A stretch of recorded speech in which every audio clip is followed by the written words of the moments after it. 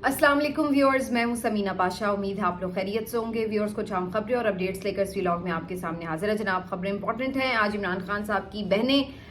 इमरान खान साहब से मुलाकात ना होने के ऊपर अदालत चली गईं और वहां पर जज साहब क्यों डर गए, इसके ऊपर ज़रा बात करेंगे। इसके अलावा आज एक अहम खबर है बांग्लादेश से मुतालिक, जहां पर पाकिस्तान और बांग्लादेश के सेक्रेटरीज की मुलाकात हुई है खारजा के, और ये बाज़ाब्ता राब्ता जो है हुआ है। और इस राब्ते के साथ क्या कोई ये अब उम्मीद जाहिर की जा रही है कि इससे कोई ताल्लुकात में बेहतरी आएगी? बिल्कुल आ सकती है, लेकिन बांग्लादेश की तरफ से 2 डिमांड्स सामने रखी गई हैं। वो डिमांड्स क्या हैं आपके साथ शेयर करेंगे। इसके अलावा आपको अदालत से खबर देंगे जहां पर सुप्रीम कोर्ट में आईनी बेंच मजीद बड़ा हो गया है, और इस बड़े आईनी बेंच के साथ अब क्या होने वाला है इसके ऊपर भी बात करेंगे। और फिर आज एक दिलचस्प खबर भी आपको मैं दूंगी। खबर भी नहीं है, बस एक एक्सपीरियंस है जो आपके साथ शेयर करूंगी। तो आपसे रिक्वेस्ट है कि चैनल को सब्सक्राइब कर लें अगर अभी तक सब्सक्राइब नहीं किया।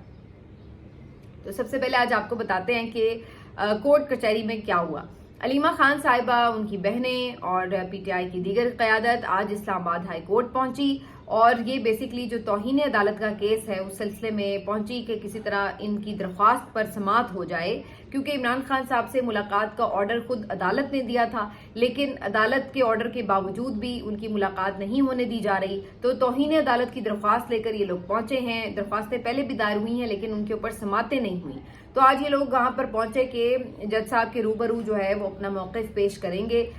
जब इस मौके पर उन्होंने गुफ्तगू की अलीमा खान साहिबा ने कोर्ट पहुंचकर, तो वो बड़ी दिलचस्प गुफ्तगू थी। अलीमा खान साहिबा कहती हैं कि हम इसलिए यहाँ पर आए हैं क्योंकि इन्हीं का ऑर्डर था, तो अब ये इन्हीं की तौहीन है अगर इनके ऑर्डर के ऊपर अमल नहीं हो रहा। तो हम जजेस को आज जगाने आए हैं, उनको ये बताने आए हैं कि सर आपकी तौहीन हो रही है, तो अपनी इज्जत का कुछ ख्याल कीजिए। अगर आपके ऑर्डर्स को इस तरह हवा में उड़ाया जा रहा है तो इसको रोकना किसका फर्ज है? तो हम आपके पास आए हैं इंसाफ लेने, तो आपको हमें इंसाफ देना होगा। और अगर हमारे इस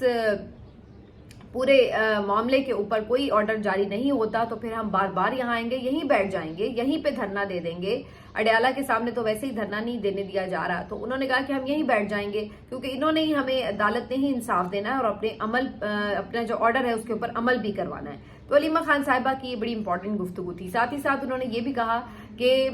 अब हम खुद इस बात को इंश्योर करेंगे कि इमरान खान साहब से सिर्फ वही वकला मुलाकात कर सके जिनका नाम लिस्ट में शामिल हो, क्योंकि अलीमा खान साहिबा के मुताबिक पिछली दफा भी कुछ ऐसे लोग जिनका नाम लिस्ट में शामिल भी नहीं था वो चले गए, और जो इमरान खान साहब के मेन वकला थे उनसे मुलाकात नहीं हो सकी। तो अलीमा खान साहिबा ने एक और गुफ्तगू के मौके पर यह भी कहा था कि जो लोग अपने दोस्त रखते हैं, जो इतनी पहुंच रखते हैं कि उनकी इमरान खान साहब से मुलाकात हो जाती है, तो उन्हें हम कहेंगे कि अपने दोस्तों से कहकर हमारी भी मुलाकात करवा दें अगर आपकी इतनी ही पहुंच है। अभी बड़ी मानी खेज बात है, किसको कही गई है अब ये अंदाजा लगाना मुश्किल नहीं है कि वो कौन लोग हैं जिनको इमरान खान तक रसाई मिल जाती है। तो जाहिर है अलीमा खान साहिबा का इशारा उन्हीं लोगों की तरफ है। और फिर अलीमा खान साहिबा ने आज की गुफ्तगू में ये बात कही कि वो अब रोकेंगे उन लोगों को जो कि रसाई हासिल कर लेते हैं इमरान खान तक जाने तक, लेकिन जो इमरान खान साहब के मेन वकला हैं, जिनका जाना, जिनका मिलना, इमरान खान साहब से मुख्तलिफ केसेस के ऊपर डिस्कशन जरूरी है, वो नहीं हो पाती। अलीमा खान साहिबा ये भी कहती हैं कि पिछली दफा भी जो वकला गए हैं उनमें से आधा वक्त ये लोग जाया कर देते हैं एक दूसरे की शिकायतें लगाने में कि जी फलां ये कह रहा है, फलां यूं बात कर रहा है। और दूसरा, अलीमा खान साहिबा कहती हैं कि ये भी होता है कि अपनी कुर्बानियां गिनवाने बैठ जाते हैं। तो जो मकसद है मुलाकात का कि इमरान खान को रिलीफ देना है, उससे हदायत लेनी है, उसके मामलात के ऊपर, उसके केसेस के ऊपर डायरेक्शन लेनी है और आगे मुस्बत कोई पेशरफ्त करनी है, बजाय उसके ये लोग अपनी जाके या तो नंबर टांगने की कोशिश करते हैं या एक दूसरे की टांगे खींचने की कोशिश करते हैं। तो ये इन लोगों का हाल रहता है। तो अलीमा खान साहिबा खासी इस पे बरहम थी। उन्होंने कहा कि हमें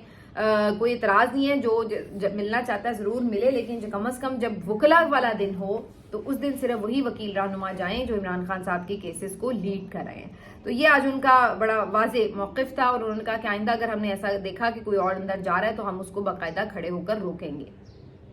अच्छा जी, अब उसके बाद अलीमा खान साहिबा कहती हैं कि जी हम अब अदालत में जाएंगे और जज साहब को जाके कहेंगे कि भी तौहीन अदालत हो रही है, तो आप बराए करम इसके ऊपर अमल दरामद कराएं। लेकिन इससे पहले कि अलीमा खान साहिबा वहां पहुंचती, जज साहब पिछले दरवाजे से चले गए। बाद में आके अलीमा खान साहिबा ने कहा کہ جج صاحب تو نہ جانے اتنے خوفزدہ ہیں ہم سے کہ وہ ہماری شکل بھی نہیں دیکھنا چاہتے, ہماری بات بھی نہیں سننا چاہتے. ہم پہنچ کر ان سے کچھ کہتے اس سے پہلے ہی وہ عدالت چھوڑ کر چلے گئے, بھاگ گئے. اور علیمہ خان صاحبہ کہتی ہیں کہ اگر آپ کی یہی حالت ہے کہ آپ ایون ہماری داد رسی تو دور کی بات ہے, بات سن نہیں سکتے, تو اس سے بہتر ہے کہ پھر آپ استعفیٰ دے دیں, کرسیاں چھوڑ دیں, کیونکہ یہ کرسیاں تو انصاف کا منصب ہیں اور یہ کرسیاں انصاف کی علامت ہیں. اور اگر آپ انصاف نہیں کر سکتے, کسی کو انصاف نہیں دے سکتے, تو پھر ان پہ بیٹھنے کا کوئی حق بھی نہیں ہے, کوئی فائدہ بھی نہیں ہے. تو اس سے بہتر ہے کہ اگر آپ اپنے ادارے کی بے توقیری کروا رہے ہیں, اس سے بہتر یہ ہے کہ آپ ان کرسیوں سے الگ ہو جائیں. لیکن یہ سب چیزیں تو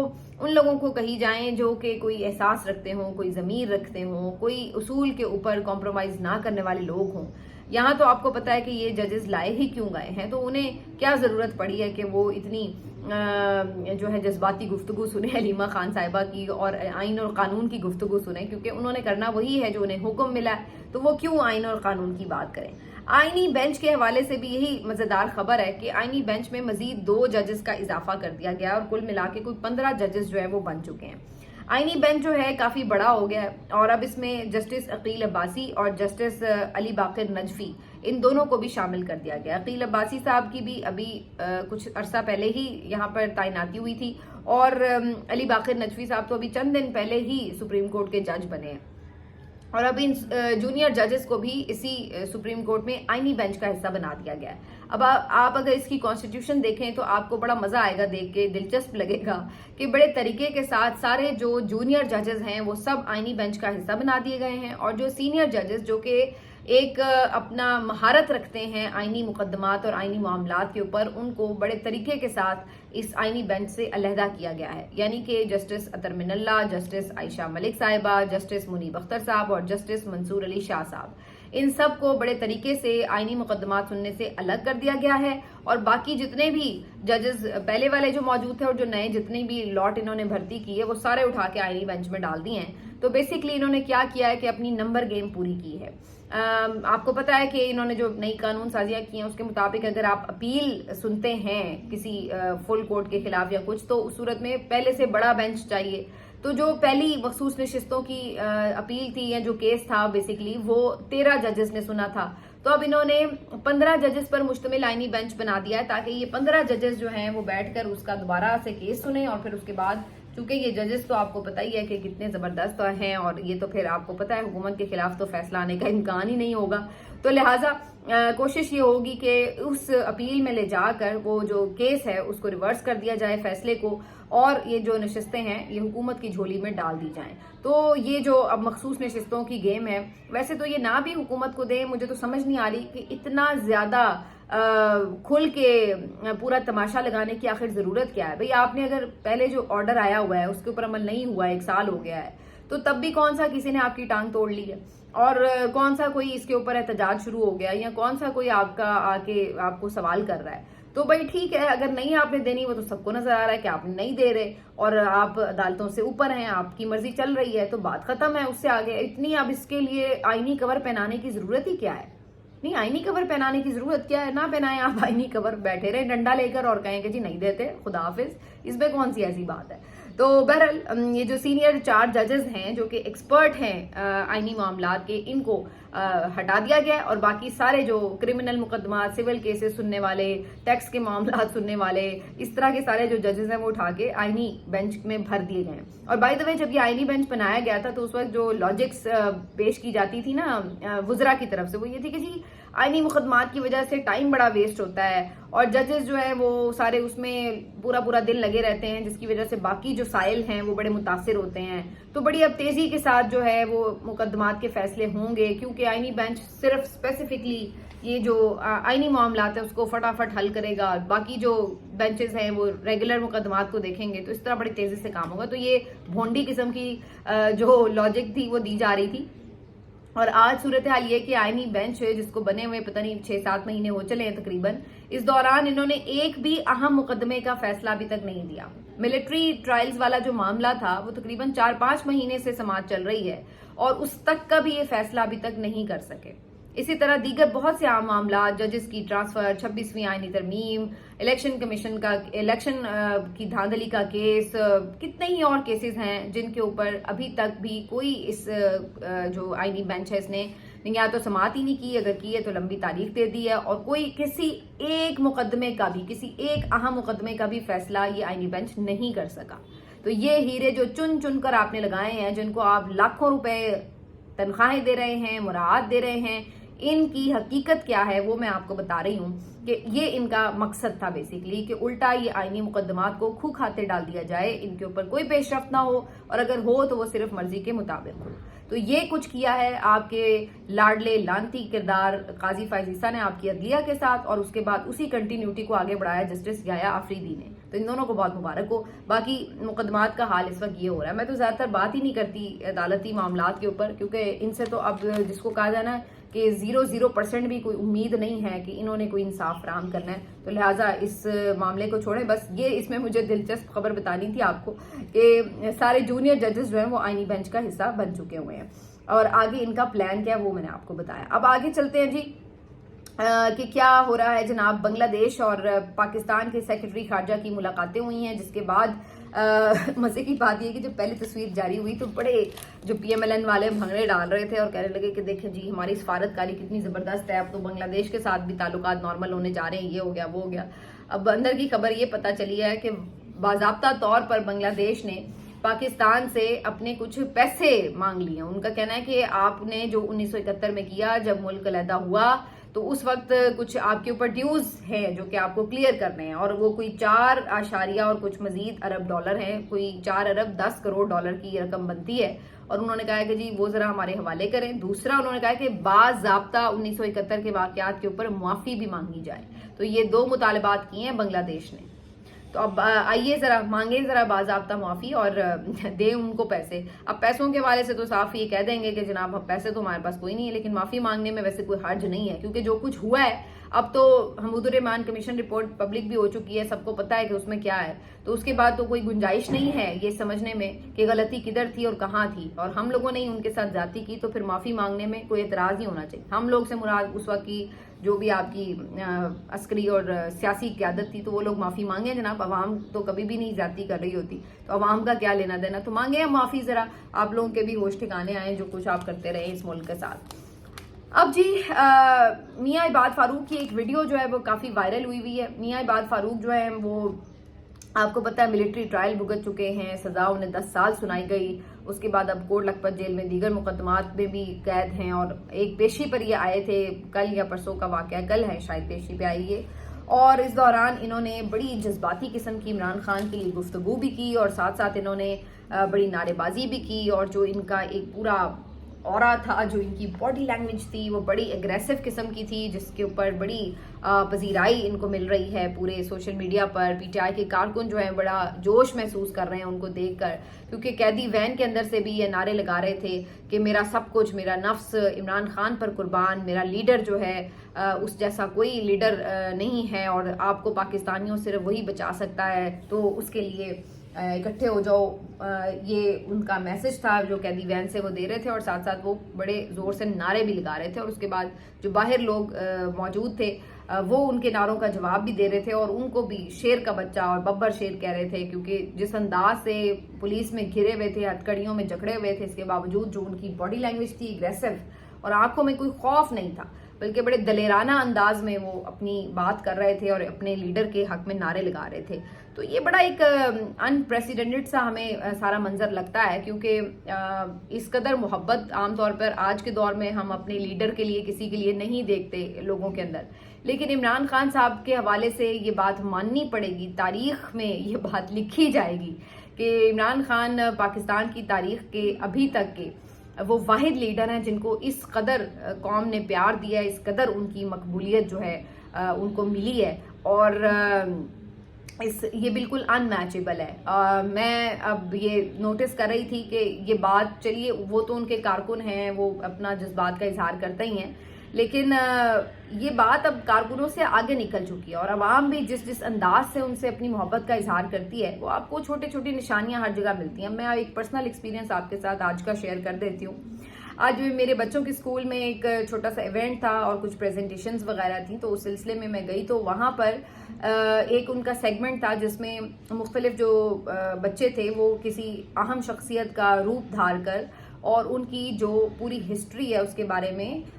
ایک بریفنگ جو ہے وہ دے رہے تھے پریزنٹیشن کی صورت میں، کہ بیسکلی یہ بتانا مقصود تھا کہ ان کی اچیومنٹس کیا ہیں۔ تو انہوں نے انٹرنیشنلی بہت سی اہم شخصیات کے جو تھے وہ گیٹ اپس لیے ہوئے تھے اور وہ اس کے مطابق جو ہے بتا رہے تھے کہ ہم نے یہ کیا اور ہم نے یہ سرو کیا ہے۔ تو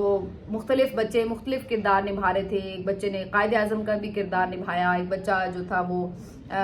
سائنٹسٹ بنا، اور ایک بچہ جو تھا وہ ایون ایک بچی جو تھی وہ جنرل نگار جو ہیں پاکستان کی پہلی خاتون جنرل، وہ بھی بنی اور انہوں نے بھی اسی طرح ان کی اچیومنٹس کے بارے میں بتایا۔ تو اس طرح مختلف بچے مختلف جو شخصیات ہیں اہم ان کے بارے میں بتا رہے تھے۔ تو اسی دوران اچانک سے انہوں نے اناؤنس کیا مائک پہ کہ جی اب جو ہے آپ کے سامنے ایک بہت فیمس لیڈر جو ہیں ان کی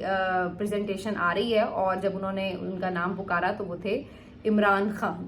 اور جیسے ہی یہ نام پکارا گیا اس کے بعد آپ دیکھیے کہ مطلب ویسے تو جنرلی جب بھی نام پکارا جائے ظاہر ہے بچوں کو آپ زیرائی دیتے ہیں اور کلیپ ہوتی ہے، لیکن جیسے ہی عمران خان کا نام پکارا گیا تو وہاں پر پھر جو ایک دم شور اٹھا وہ دیکھنے لائق تھا۔ اور پھر وہ بچہ جو کہ بیسکلی پاکستانی کرکٹ ٹیم کی کٹ میں آیا، اس نے ہیلمٹ پہنا ہوا تھا، ساتھ اس نے بیٹ اور بال پکڑا ہوا تھا، ورلڈ کپ کی اس کے ہاتھ میں تصویر تھی کہ جو عمران خان نے 92 میں جیتا۔ تو وہ بچے نے آ کے پھر عمران خان کی اچیومنٹس کے بارے میں بتایا کہ جی میں نے کیا کیا کیا۔ اب جب وہ اچیومنٹس بتا رہے تھے تو میں یہی سوچ رہی تھی کہ جس بندے نے اتنی اچیومنٹس پاکستان کے لیے حاصل کر رکھی ہیں، آج اس کا اینڈ میں بچے نے یہ نہیں بتایا کہ اس وقت میں جیل میں ہوں۔ اگر وہ بتاتا تو پھر بالکل ہی ایک الگ صورتحال ہوتی۔ لیکن میرے ذہن میں یہ خیال آ رہا تھا سن کے ساری اچیومنٹس کے، وہ بچہ اتنی دیر سے اسپیچ میں یہ بتا رہا ہے کہ انہوں نے یہ کیا، شوکت خانم بنایا، انہوں نے یونیورسٹی بنائی، انہوں نے پاکستان کے لیے 92 کا ورلڈ کپ جیتا اور وغیرہ وغیرہ، تو ساری وہ ان کی اچیومنٹس بتا رہے تھے۔ اور میں یہ سوچ رہی تھی کہ جواب میں یہ اب